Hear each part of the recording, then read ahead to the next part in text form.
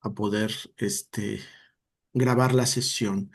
Estamos haciendo la lectura, el análisis narrativo del Evangelio de San Juan, pues tuvimos tiempo para reflexionar sobre el mensaje del prólogo, ¿no?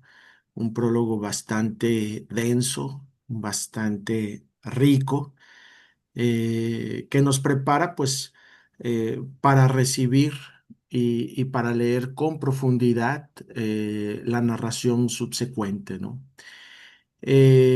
La semana pasada estuvimos viendo lo que vendría siendo la semana inaugural de Jesús, ¿no?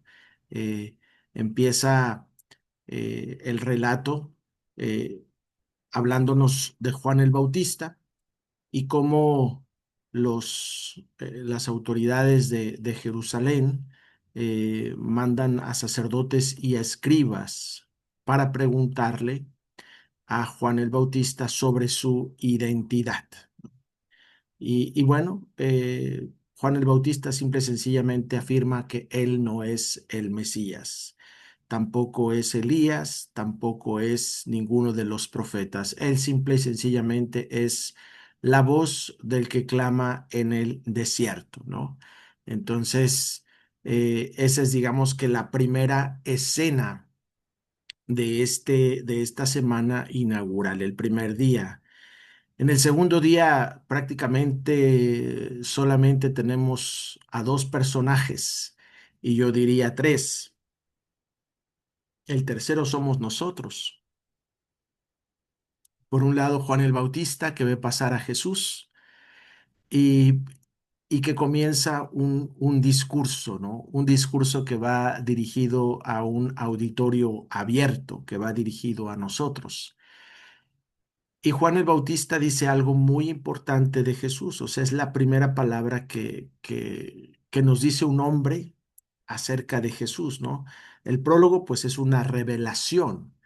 eh, es una revelación completa, plena de la identidad de Jesús.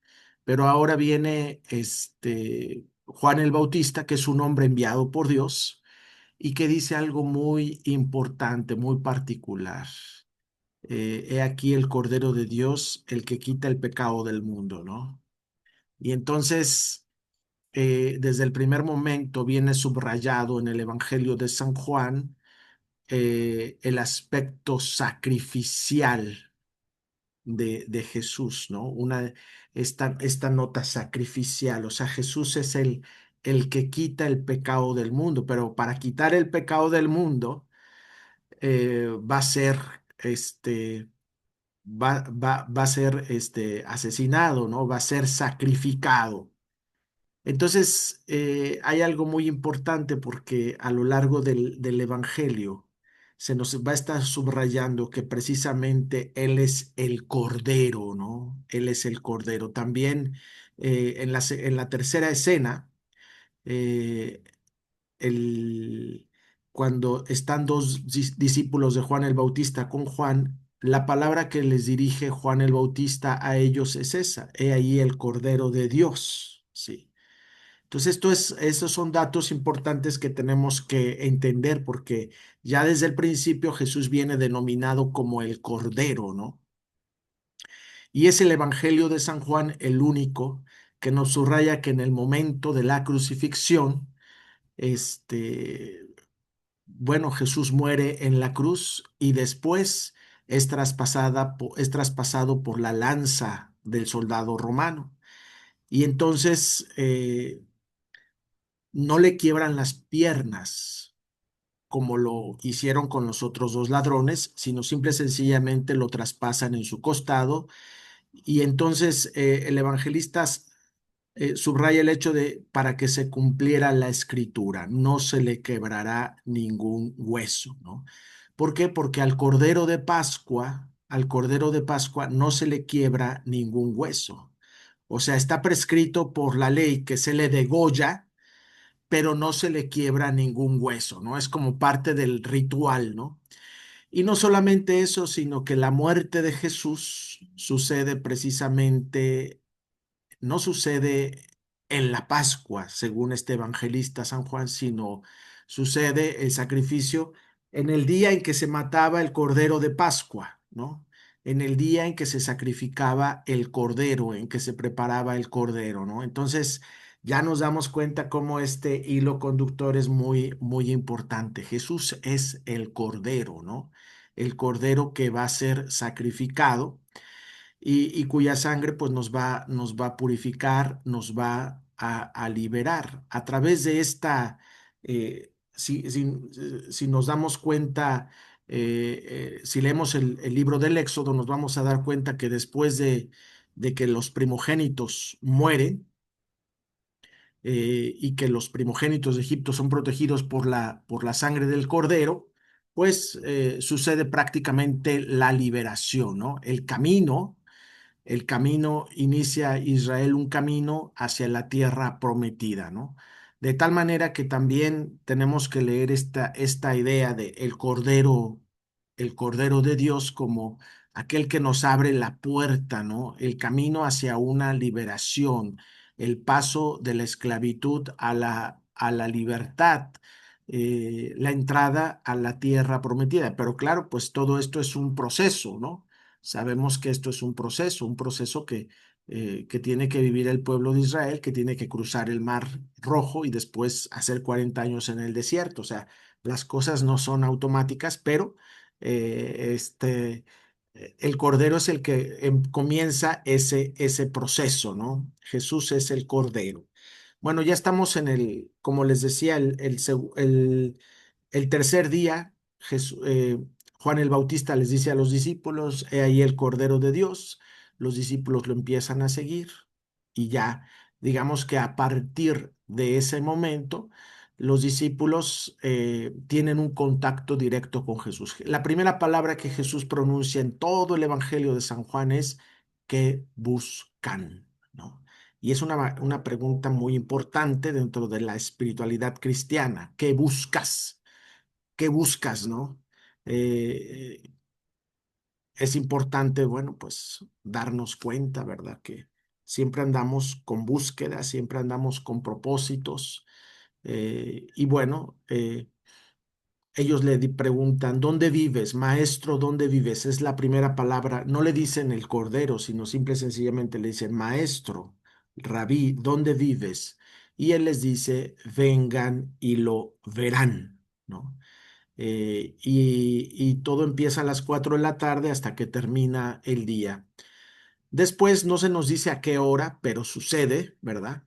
Andrés se encuentra con su hermano Pedro, su hermano Simón, ¿verdad? Eh, y le dice que se lo lleva a Jesús y Jesús le dice: tú eres, tú vas a ser Cefas, ¿no? Tú vas a ser Cefas. Bueno, pues así termina el tercer día y después viene el cuarto día. El cuarto día que yo quiero retomar porque precisamente nos va a ayudar a comprender lo que sucede en las bodas de Caná. El cuarto día es la preparación de la escena que hoy vamos a analizar, que es las bodas de Caná, ¿verdad? Entonces es importante que tengamos claro qué sucede en el cuarto día, ¿no? Primero que nada, es Jesús quien va a Galilea y encuentra ahí a Felipe. Felipe, que era de Bethsaida, del pueblo de donde era Pedro y Andrés, ¿no? Así lo narra el Evangelio, ¿no?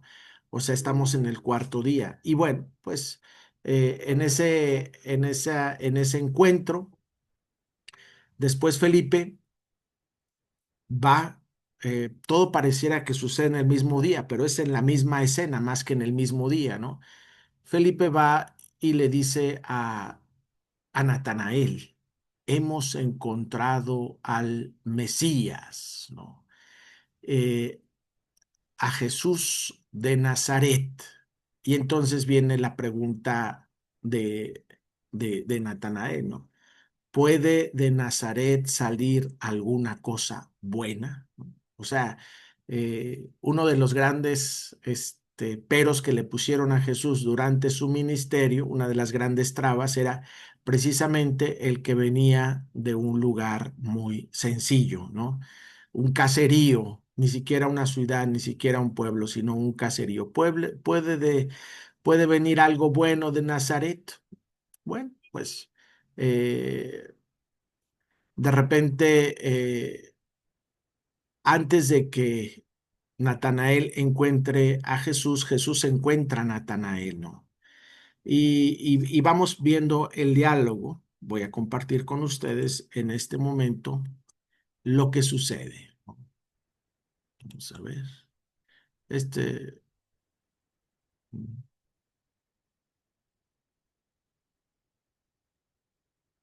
dice, al siguiente día Jesús decidió ir a Galilea.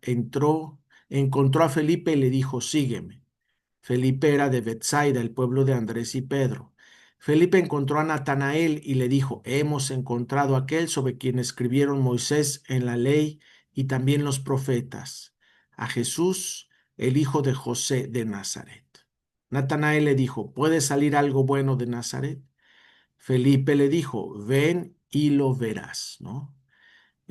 Aquí lo importante también es ver la dimensión experiencial, ¿no? A Jesús hay que verlo, hay que entenderlo, hay que encontrarlo, hay que vivir con él para darnos cuenta que efectivamente es el Mesías, ¿no? El Hijo de Dios. Pero fíjense que cómo comienza este versículo 47. Cuando Jesús vio que Natanael venía hacia donde estaba, o sea, es Jesús quien lo ve primero, dijo sobre él, aquí está verdaderamente un israelita en quien no hay engaño. Natanael le preguntó, ¿de qué me conoces? Jesús respondió, te vi bajo la higuera antes de que Felipe te llamara. Y esto es algo maravilloso porque vemos cómo Jesús ve a Natanael. No es Natanael quien ve a Jesús, es Jesús quien lo ha visto desde antes, ¿verdad? Desde antes. Y eso es muy importante porque eh, San Juan de la Cruz dirá que la mirada de Dios, el mirar de Dios es amar, ¿verdad?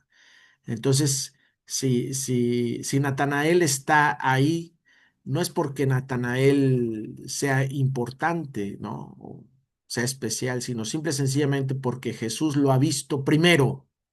Jesús lo ha visto primero, ¿no? Lo vio. Natanael replicó, ah, Rabí, tú eres el Hijo de Dios, tú eres el Rey de Israel. Jesús respondió, ¿crees porque te dije que te había visto bajo la higuera? Verás cosas más grandes que estas. Y le dijo, en verdad os digo que veréis el cielo abierto y a los ángeles de Dios subir y bajar sobre el Hijo del Hombre, ¿no? Bueno, a partir de este momento vamos a ver cosas más grandes que estas, ¿no? O sea, prácticamente Jesús empieza a hablar de la importancia de la fe, ¿no? La importancia de la fe para entrar en esta nueva dinámica del reino de Dios, ¿no? Crees porque te dije que te había visto bajo la higuera. Verás cosas más grandes que estas, ¿no? Eh, la fe de Natanael ha comenzado por una revelación, ¿no? Pero ahora nos vamos a dar cuenta cómo en el capítulo 2 el milagro de la de la conversión del agua en vino eh, no sucede, eh, prácticamente sucede por la fe de María. Es la fe de María la que produce el milagro, ¿verdad? De tal manera que no es el milagro el que sostiene la fe, sino es la fe la que produce el milagro. Y aquí hay una diferencia muy grande. Entonces, cuando la fe precede el milagro, precede el signo, se pueden ver grandes cosas, grandes cosas. Y se puede ver el cielo abierto y a los ángeles de Dios subir y bajar sobre el Hijo del Hombre. Y vamos a ver lo que significa la fe en el capítulo 2, ¿verdad? Y curiosamente, la persona que tiene fe, pues no es uno de los discípulos, sino es la madre de Jesús, María, ¿no?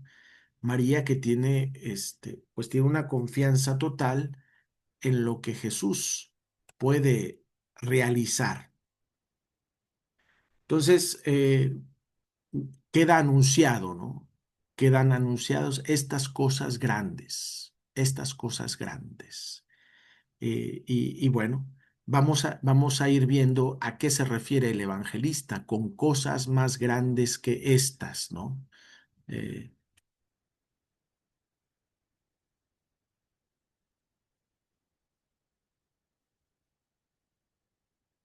bueno, antes de comenzar con esta narración, ¿alguna anotación, alguna pregunta?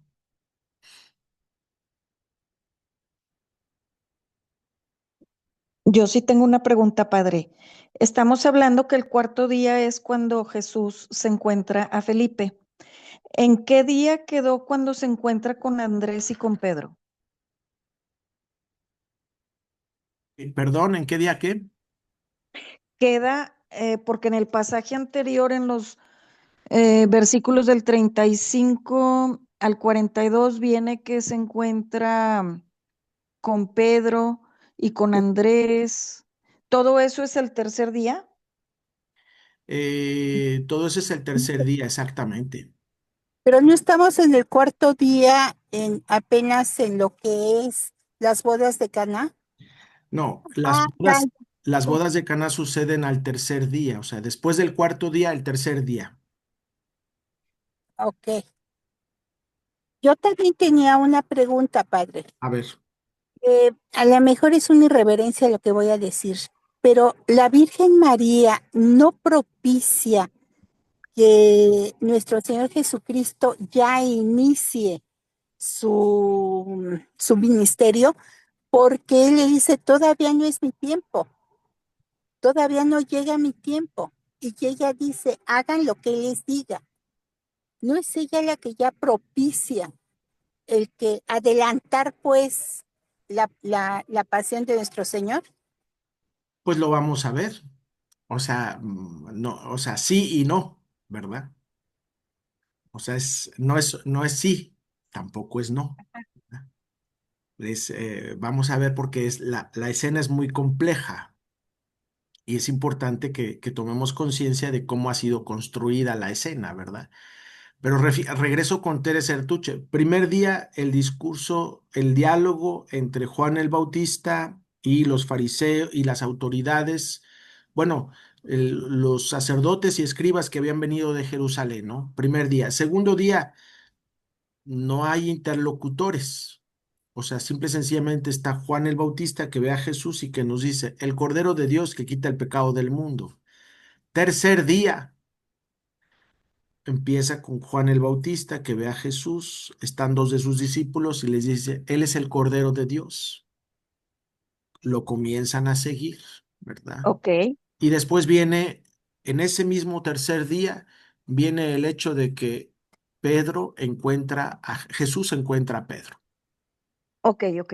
nada más. Así, y tú dirás, es que realmente, o sea, como cronológicamente es imposible, ¿no? Pero no estamos en un tiempo cronológico, sino en un Exacto. tiempo narratológico, ¿no? Eh, Ok, y después se nos habla al día siguiente, o sea, el cuarto día, Jesús decide ir ¿cómo se llama? A Galilea. Pero claro que desde el punto de vista cronológico, pues el cuarto día, o sea, para ir de donde estaba bautizando Juan el Bautista, que era Betania, cerca de Jericó, para ir a Galilea, pues se toma una semana, ¿no? O sea, cronológicamente, realmente, ¿no? Pero sí, aquí yo entiendo como que le dicen primer día en lugar de decir primer momento, segundo momento, tercer momento. pues por la expresión al siguiente día, Ajá, que siempre sí, se sí, hace así. Sí, Entonces, pero así es como yo lo he estado entendiendo, ¿verdad? exacto. Como momentos, no días de 24 horas. Son escenas. Como, sí, primera escena, segunda escena, ajá. Tercera escena, cuarta escena, Ok, la de primero Jesús con Felipe, después Felipe, Natanael, después Jesús, Natanael, ¿verdad? Jesús, ok, y cada episodio tiene varias escenas, ¿no? ok, ok, Podríamos inclusive la tercera escena dividirla en primero, la primera escena, Juan el Bautista con sus discípulos, segunda ajá. escena, los discípulos con Jesús, tercera escena, eh, eh, Andrés y Simón. Andrés y Simón, y cuarta escena, Jesús y Simón.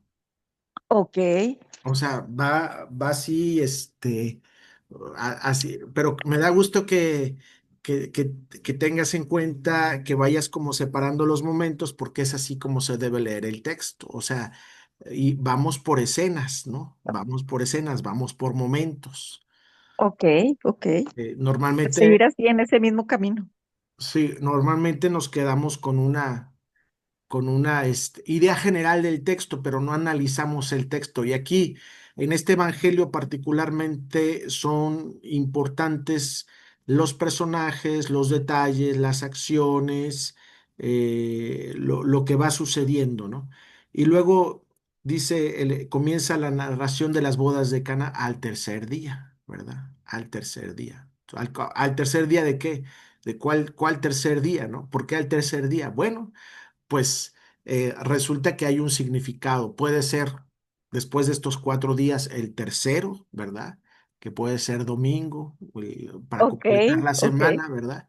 Y otros dicen, no, pues el tercer día se refiere a la actuación, a la manifestación de la gloria de Dios. Como en el Sinaí se dice que cuando los israelitas llegaron al Sinaí, se prepararon porque al tercer día se iba a manifestar la gloria de Dios y se manifiesta, ¿no?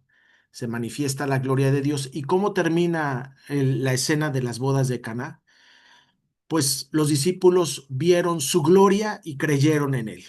O sea, sí hay una relación entre el acontecimiento del éxodo, perdón, del monte Sinaí, donde los discípulos se preparan para contemplar la gloria y al tercer día, pues viene la manifestación de la gloria, ¿no? Que es relámpagos y fuego en la cima del monte, ¿no? Y en este caso, los discípulos acá no experimentan, no tienen esa teofanía, sino simple y sencillamente, este, pues ven esta conversión de 600 litros de agua que se hacen 600 litros de vino, ¿no? Eso es algo maravilloso, ¿no? Este, y también tiene pues algo simbólico, es algo simbólico, ¿no? Bueno, vamos entonces progresando. ¿Alguien más que tenga alguna pregunta? Porque nos quedamos a veces con lagunas, ¿verdad? Y estas cosas se entienden en la medida que uno va leyendo el texto y también algunos comentarios nos ayudan a entender, ¿verdad? Porque hay muchos detalles que al principio no vemos y después ya decimos, ah, mira, este detalle no me había visto, no lo había comprendido, ¿no? Todo depende de cómo se va agudizando nuestro ojo, se va transformando. Bueno. Vamos entonces al, al texto gracias. que vamos a leer.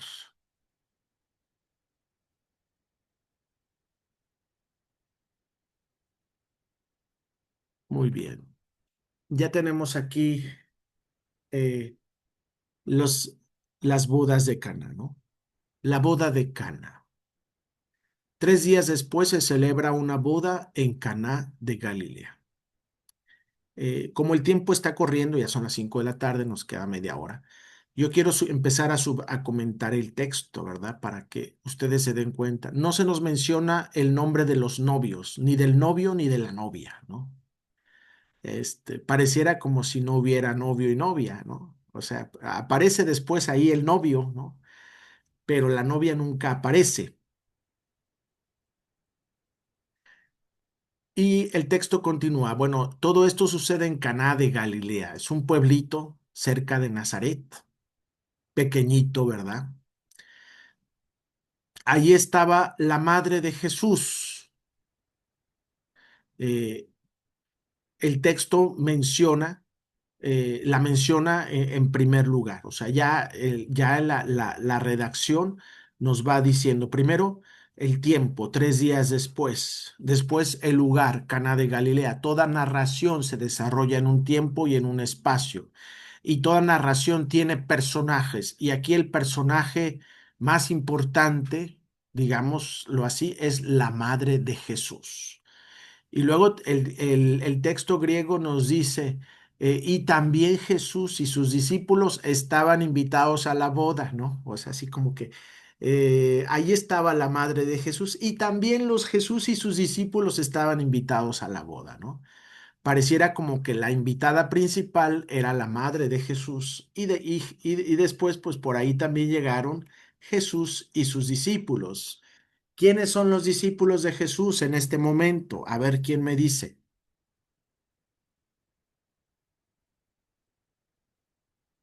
A ver, Erika, pues ni modo, eres la que se ve. Es Felipe, Pedro, Natanael. Ay, ¿quién más? Andrés Ay, Andrés. y el nombre de uno de los que siguió a Jesús, pero que no se nos dice, ¿no? Uno de los primeros dos discípulos, cuyo nombre no se conoce, pero seguramente es Juan. Ah, ok. Sí. Entonces Sí, son cinco, ¿verdad? 5. Ujú. Cinco. Bueno, esos cinco estaban invitados a la boda, ¿no? Se acabó el vino. Eh, Desde el punto de vista narratológico, primero se nos habla de la situación inicial, ¿no? Tiempo, lugar y situación, la boda. Después viene como el nudo, se acabó el vino, es la problemática que se tiene que resolver, ¿no? ¿Por qué es importante el vino? Porque pues el vino es alegría, ¿no? Y entonces tiene ahí un valor importante para la fiesta, ¿no? Eh, de repente como que, pues, esta boda dejó de ser boda, esta boda dejó de tener fiesta, ¿no? Y una boda sin fiesta, sin alegría, sin amor, pues ya como que pierde el sentido, ¿no? Como si se hubiera acabado un elemento esencial. Eh, y claro que todo este aspecto lo han desarrollado mucho los exégetas, o sea, lo han comentado, pero la boda es básicamente la alegría, el amor, la fiesta, ¿no? Que para una relación matrimonial, pues si no hay eso, pues entonces, ¿qué hay, verdad? O sea, no, deja de tener sentido, ¿no? Bueno, se acabó el vino y la madre de Jesús le dice, no tienen vino, ¿no? Aquí viene, en esta parte vienen como los intentos de resolver el problema. Jesús le responde, a ti y a mí qué, mujer, aún no ha llegado mi hora. La madre dice a los que servían, hagan lo que él les diga. Había allí 6 tinajas de piedra destinadas a los ritos de purificación de los judíos con una capacidad de 70 a 100 litros cada una. Jesús les dice, llenen de agua las tinajas. Las llenaron hasta el borde. Les dice, ahora saquen un poco y llévenle al encargado del banquete. Bueno, aquí nos vamos a dar cuenta que prácticamente la acción transformadora, el problema es no hay vino, pero para que haya transformación, se necesitan varias cosas, ¿no? Por eso cuando Mari Carmen decía, bueno, pues es María la que hace que se adelante la hora de Jesús, sí, en el sentido de que ella dice, hagan lo que Él les diga. Ella confía, ¿no? Ella confía en Jesús. Pero si los que servían no hacen lo que Jesús dice, entonces prácticamente no se puede realizar el milagro. O sea, por un lado está la confianza de María, eh, esta palabra importante, ¿no? Hagan lo que Él les diga. Es, en el Sinaí los judíos recibieron una palabra, ¿no? Recibieron unos mandamientos y ahora estos que van a servir, estos sirvientes, eh,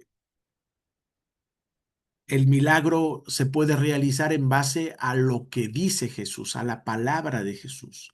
A partir de este momento, lo que diga Jesús, por insignificante, por ¿cómo vamos a decirlo? Es algo muy cotidiano, ¿no? No les está pidiendo algo extraordinario, sino algo muy ordinario. Jesús está pidiendo algo muy ordinario. Está pidiendo que llenen de agua las tinajas, ¿no? Pero aquí lo importante no es que pida algo extraordinario, sino que eso ordinario que él pide que se haga, se realice, ¿no? Y entonces ellos las llenan hasta el borde. La acción transformadora es todo eso. Por un lado, pues la intervención de María, el diálogo con Jesús, de Jesús y María. Hay varias escenas, ¿verdad? Por otro lado, María, que se entrevista con los sirvientes, y después Jesús, que habla con los sirvientes y que les dice, hagan esto, ¿no? Llenen de agua las tinajas. Y finalmente les dice, ahora saquen un poco y llévenle al encargado del banquete. Se la llevaron.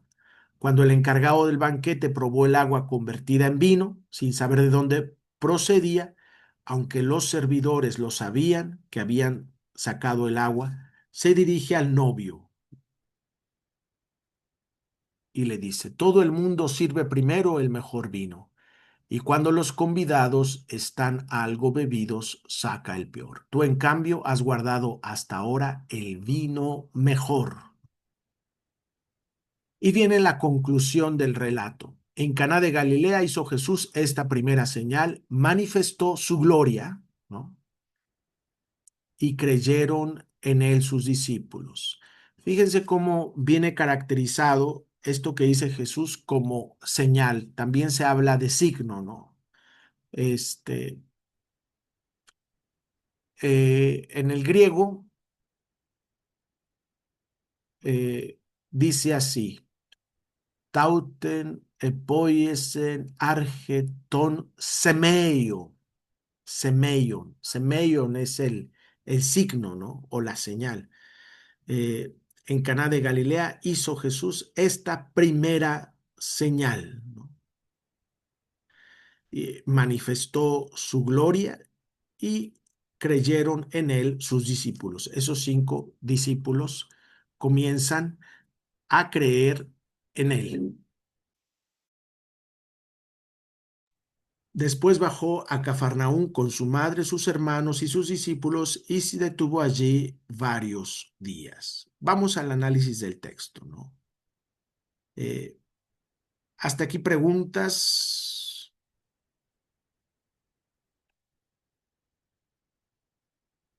¿Preguntas? ¿Alguien tiene alguna duda?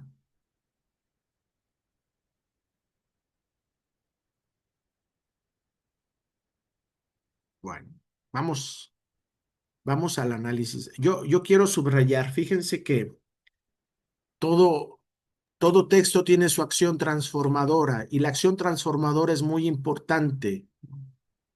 Eh, Aquí la acción transformadora, por un lado, es la palabra de María, la confianza, pero también la acción de los sirvientes, ¿no? Que hacen lo que Él les dice. Cuando hablamos de los signos, Padre, ¿nos estamos refiriendo a los milagros que Él ejecuta? Sí, ¿Qué lleva a cabo? en este evangelio no va a haber milagros, sino signos Ok. o señales. Por eso a partir del capítulo 2 se dice que es el libro de los signos, hasta el capítulo 12, el libro de los signos, el libro de... ¿alguien más que... Bueno, vamos entonces, si no hay preguntas, vamos al análisis de este texto. Este análisis se los voy a hacer llegar porque conviene que ustedes lo tengan. Lo voy a hacer inmediatamente, prometo que inmediatamente después de esta sesión se lo hago llegar para que lo puedan leer, ¿verdad? Eh, eh,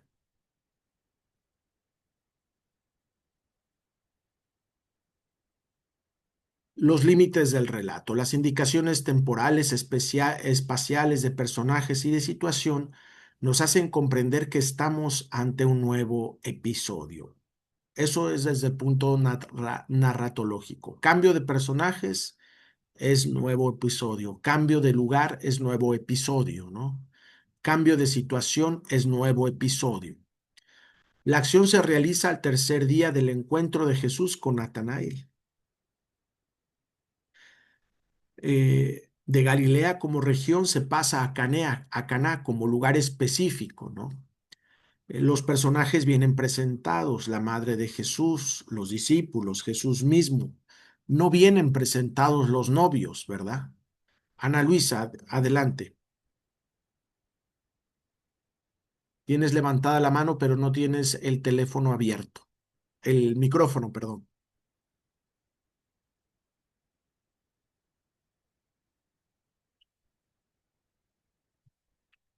Ana Luisa, tienes tu mano levantada, pero no tienes tu teléfono abierto. Adelante, ya. ¿Qué nos comentas, Ana Luisa? No, no se escucha.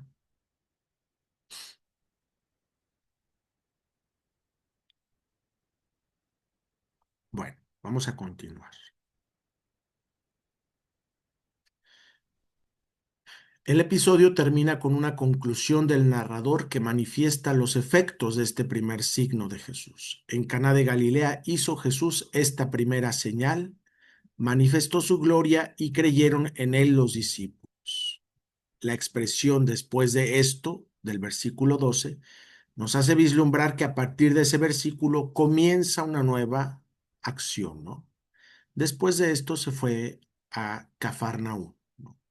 Bueno, los personajes ya los tenemos, la madre de Jesús, Jesús sus discípulos, los que servían, el mayordomo encargado del banquete, el novio, ¿no? Son todos. Aquí es importante que cada personaje realice su rol, realice su papel, ¿no? Los que servían eh, no vienen, ¿cómo se llama? No vienen desarrollados, pero son fundamentales en esta trama. A ver, aquí tenemos algunos comentarios. Perdón, tuve falla de internet. Dice aquí Ana Luisa, si los que sirven desobedecen, bueno, no se realiza el milagro. Sí, es así. Si no hay obediencia, no se realiza el milagro. O sea, la fe no solamente es creer, sino la fe es sobre todo obedecer, hacer. La fe es en la fe es muy importante las acciones desde la perspectiva bíblica, ¿no? Entonces, bueno, eh, ya lo dije, la trama inicial, eh,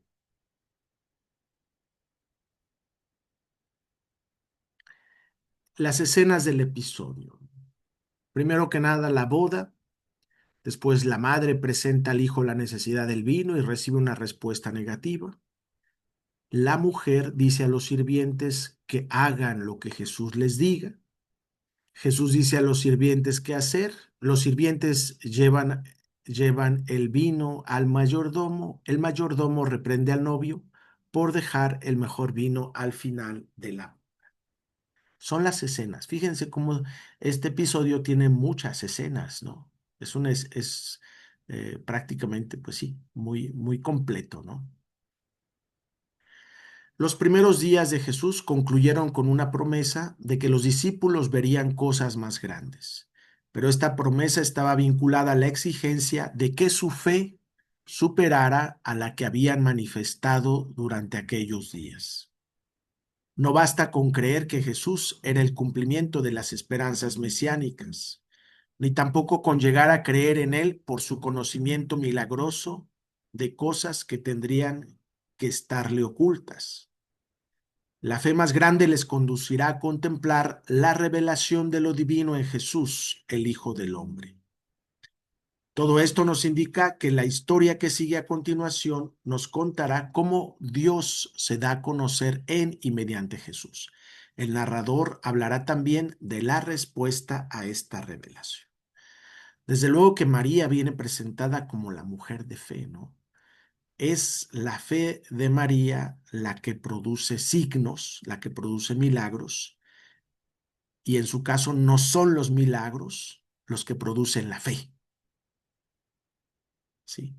Normalmente la gente tiene fe cuando hay milagros, y en el caso de María, porque ella tiene fe, hay milagros, y esa es la gran diferencia, ¿no? Esa es la gran diferencia. Y eso es también lo que nosotros estamos llamados a vivir, ¿verdad? Eh, una fe que no se funda en milagros, sino una fe que hace milagros. El relato es rico en simbolismo juánico y anticipa muchos de los temas que se desarrollarán a lo largo de la narración. El milagro y sus consecuencias tienen lugar después de una discusión sobre la hora, ¿no? La hora significa el momento de la salvación, el momento en que Jesús viene crucificado. Esta es la hora, ¿no? La hora. Jesús le dice a su madre, todavía no ha llegado mi hora, o sea, yo todavía no me toca salvarlos, ¿no? Bueno, después viene la palabra signo, semello, ¿no? Que es un tema que está presente en todo el Evangelio, ¿no? Viene el tema del agua, que va a estar a lo largo de todos los capítulos, 2, 4, 5, 7, 9 y 19. Y después el tema de la gloria, ¿no? De la gloria, que también es un tema que está a lo largo de todo el Evangelio, ¿no?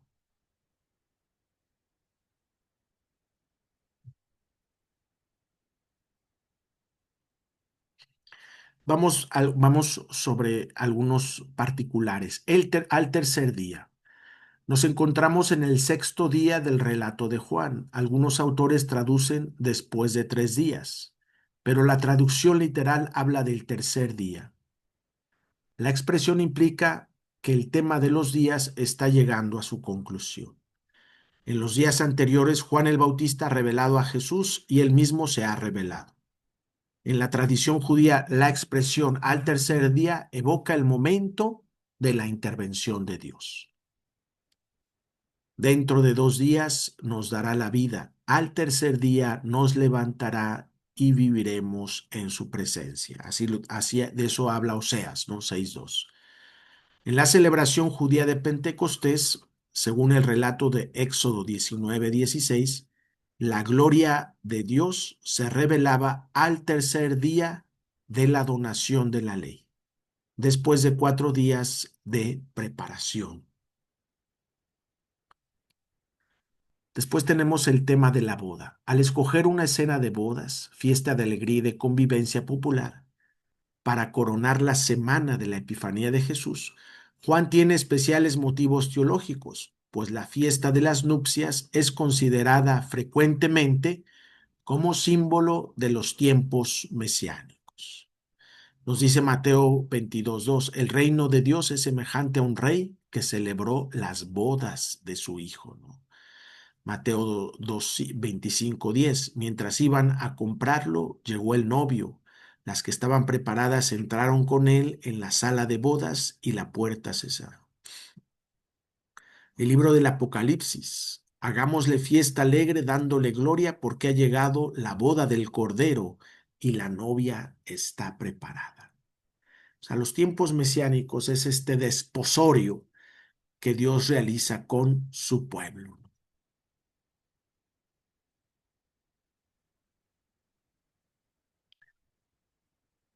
En 19:9 Apocalipsis dice, me dijo, escribe, dichosos los convidados a la boda del Cordero, y añadió, son palabras auténticas de Dios.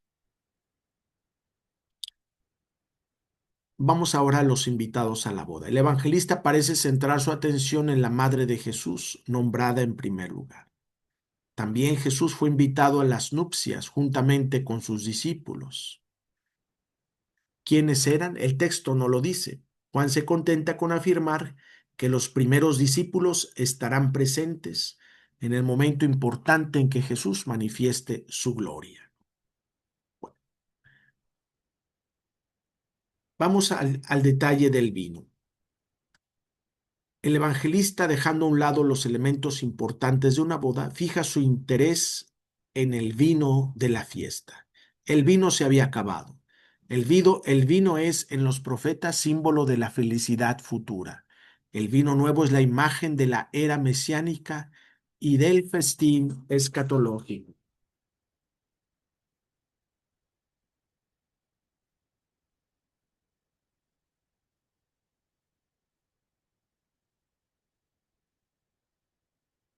Ante la falta de vino, la madre se dirige al hijo. No tienen vino. María traslada a Jesús el embarazo de los esposos. Ella no pide explícitamente un milagro, pero el evangelista incluye en esas palabras cierta esperanza de que Jesús intervenga.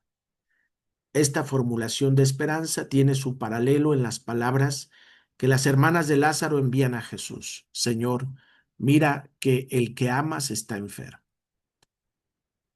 Si la palabra de María se refería al vino que ya se había terminado, la mente del evangelista va más allá y quiere contemplar en ese vino que se ha acabado el término de la alianza antigua, ¿no? O sea, este vino que ha terminado eh, tiene que ver con la antigua alianza, ¿no? Eh, y está íntimamente ligado a estas tinajas, 6 tinajas de 100 litros cada una, que existían para la purificación de los judíos, ¿no? O sea, hay esta relación, ¿verdad? El vino que Jesús ofrece nos purifica, su sangre nos purifica, pero sobre todo nos alegra, ¿no? O sea, no es algo solamente purificador, sino es algo vivificador. La economía de las preparaciones a la era mesiánica ha llegado a su fin. La respuesta de Jesús, literalmente, que a mí y a ti. Esta fórmula, que es un semitismo comprobado, solo puede entenderse bien a la luz de la tradición bíblica. Leemos, por ejemplo, en Jueces. Jefté envió mensajeros al rey de los amonitas que le dijeran, ¿qué hay entre tú y yo para que vengas a atacarme en mi propio país? En el Nuevo Testamento, Marcos escribe, ¿qué hay entre nosotros y tú, Jesús el Nazareno? ¿Veniste a perdernos?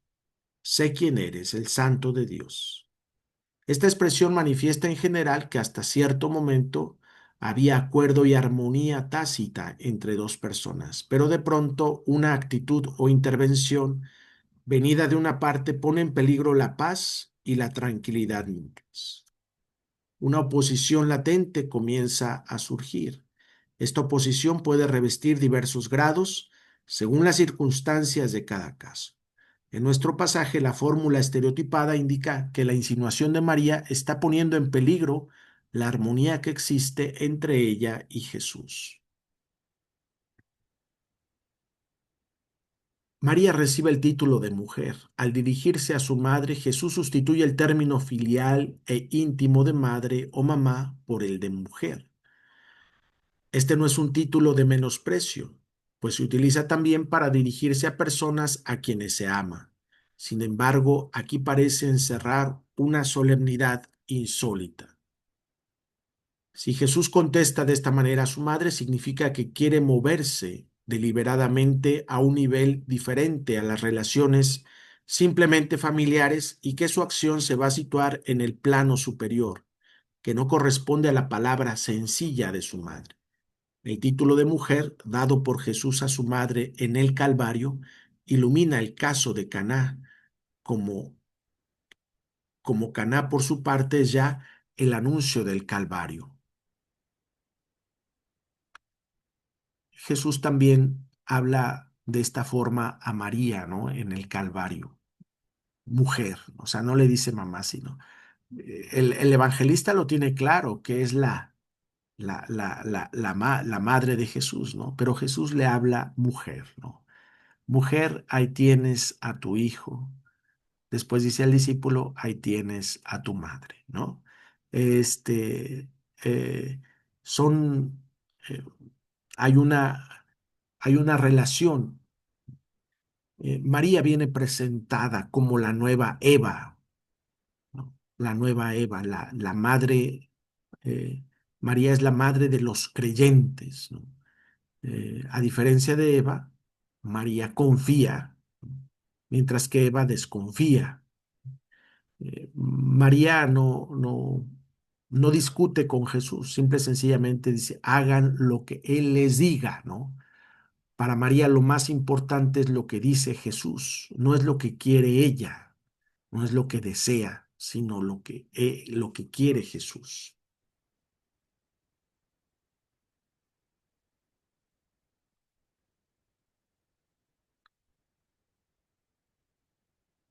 ¿Cuál es la hora de Jesús? La hora de alguien es en el Evangelio, la hora de alguien es en el Evangelio el tiempo en que se realiza la obra para la cual cada uno ha sido destinado.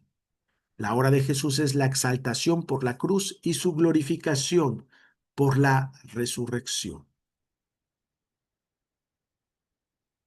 La petición de María es como la súplica del pueblo de Israel que desea gozar ya del vino del banquete mesiánico. Pero Jesús le explica a su madre y a través de ella al pueblo que la verdadera hora de la donación del vino será la hora de la crucifixión y de la glorificación, y esperarlo antes sería contrario al plan de Dios. Y esto es importante que lo veamos, ¿no? O sea, el milagro de Caná está íntimamente ligado a la crucifixión de Jesús. En la crucifixión de Jesús, esta sangre, esta agua que brotan, son verdaderamente el don, ¿verdad? El don del Espíritu, el don de la vida nueva que Jesús nos ofrece a través de su sacrificio. Entonces, lo que sucede en Caná, pues es un símbolo, ¿no? Es un símbolo, es una sombra, eh, una prefiguración de lo que sucederá en la crucifixión. Eh, y, y también nos ayuda a entender lo que significa la crucifixión. La crucifixión, pues es un desposorio, ¿no? Eh, Dios sella una alianza con su pueblo a través de la sangre del Cordero.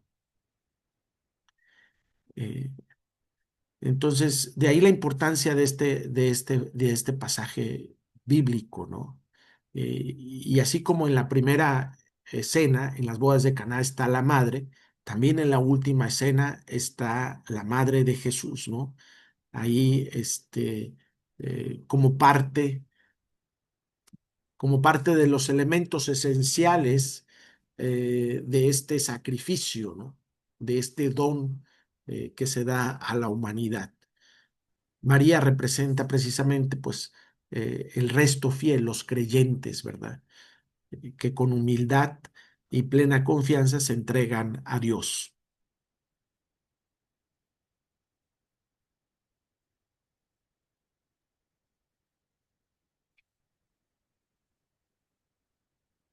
Bueno,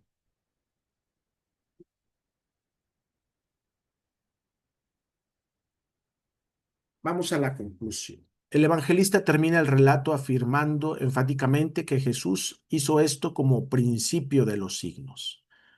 No fue solamente el primer signo, sino el signo orientador de primera importancia para la cristología del cuarto evangelio. Es como una síntesis de los signos que vendrán después. Es como la clave del principio de una pauta musical. Todos los signos del cuarto evangelio están orientados, cada cual a su manera, a la hora de Jesús, hora sacramental y eclesial. Los milagros que consignará el Evangelio de Juan no son llamados prodigios, sino signos. La palabra signo señala el carácter de gesto revelador, ¿no? Un signo siempre es algo que nos evoca algo más, ¿no? Algo más grande, ¿no? Los signos testifican en efecto la misión de Jesús y la presencia del Padre. Son una imagen, un símbolo de los dones espirituales ofrecidos a los hombres en su persona. El evangelista no quiso dar el significado de este primer signo, pero a la luz de todo el evangelio será posible descubrirlo, ¿no?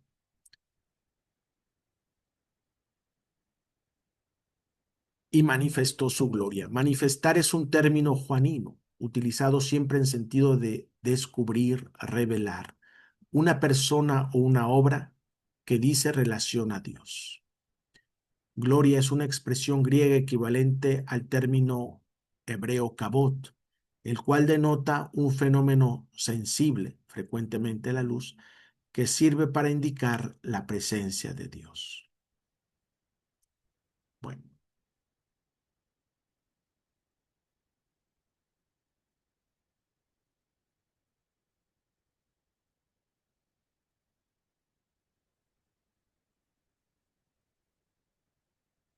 mucho se ha escrito sobre este signo y bueno, yo no quiero, hay toda una reflexión que sigue en las hojas que les voy a mandar, pero yo creo que los elementos esenciales aquí están, ¿no? Ya los hemos subrayado. Es importante que veamos eh, cómo viene presentada esta cristología, ¿no?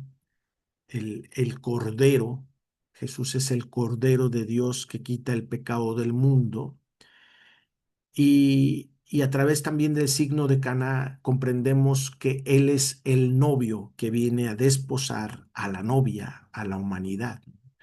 Porque finalmente el novio es aquel que ofrece el vino. Entonces esto es importante que también lo sepamos y lo entendamos, ¿no? Lo que Jesús ha venido a realizar con la humanidad, ¿no? Y con cada uno de nosotros no es simple y sencillamente la salvación, ¿no? De nuestros pecados, ¿no? Eh, no se trata únicamente de que seamos hijos, hijas de Dios, ¿no?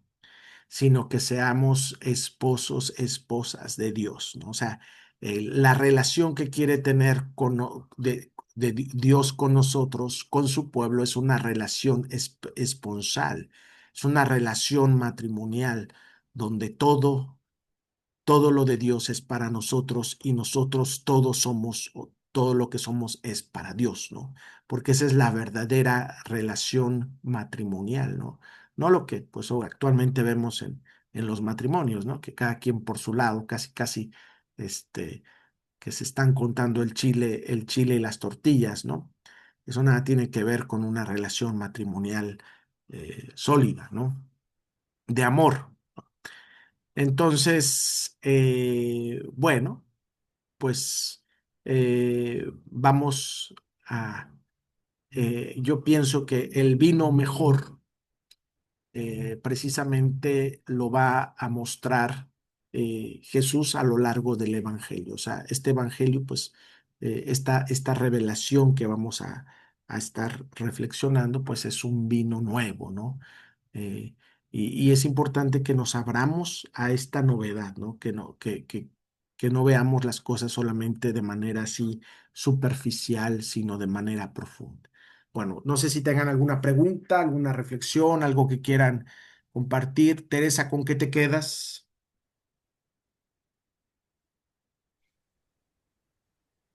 Y me quedo con muchas cosas, como en determinado momento somos las vasijas o los sirvientes que tenemos que obedecer para que el milagro suceda en uno. Me quedo con, pues principalmente con eso, pero no sé cómo explicarlo bien, bien. Escríbelo o trata de escribirlo. Ok. Sí, o sea, el trabajo es muy ordinario, pero es pasar del ordinario a lo extraordinario, ¿no? Lo que pide Jesús es muy ordinario, pero lo ordinario te lleva a lo extraordinario, ¿no? Bueno, uno hace lo ordinario y que Jesús se encargue de convertirlo en extraordinario. Es Es correcto, lo que él hace. sí. Erika, ¿con qué te quedas?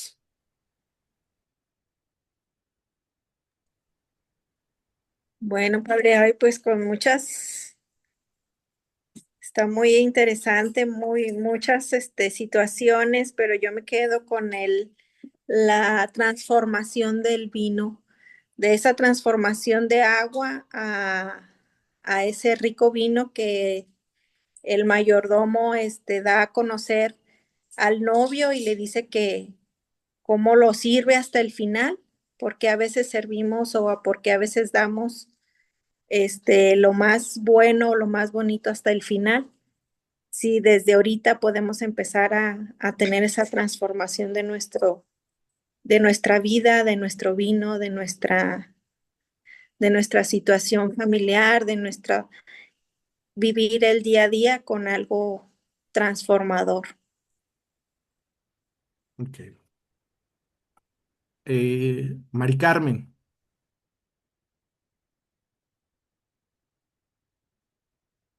¿Dónde está Mari Carmen?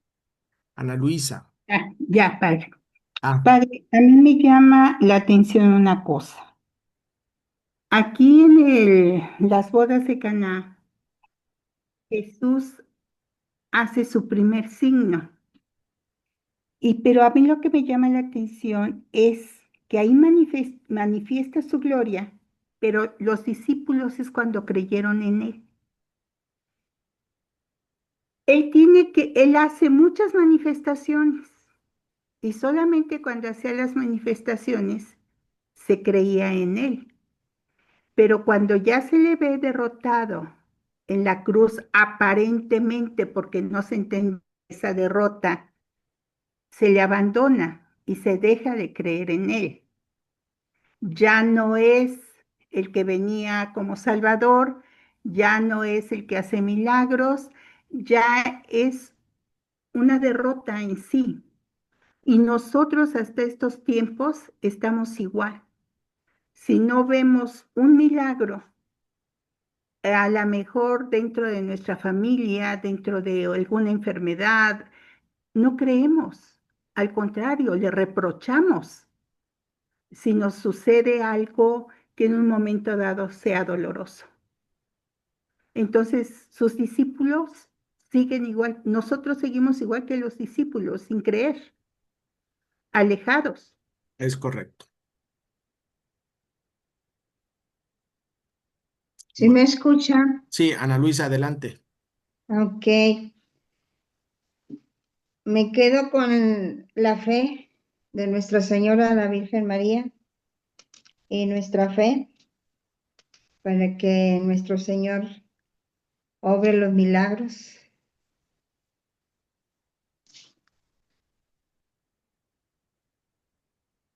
Con eso me quedo. Es muy importante esto, o sea, es la fe de María la que produce el signo y no es el signo el que produce su fe, ¿no? Así es. Los discípulos, ellos siempre andan buscando y los judíos andan buscando signos para creer. Y en el caso de María, ella no necesita, ella confía y después viene el signo. Claro. Ajá, ella confía en lo que va a ser su hijo. Ella confía. Por eso dice, hagan lo que él les diga, porque pues ella sabe que él va a proceder y él va a hacer pues la voluntad de Dios. Ok, pues hasta aquí terminamos. Que tengan bonita tarde. Nos vemos Igual la próxima semana. Capítulo 3, por favor.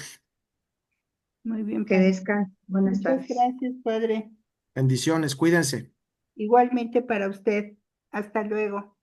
Gracias, bonita tarde.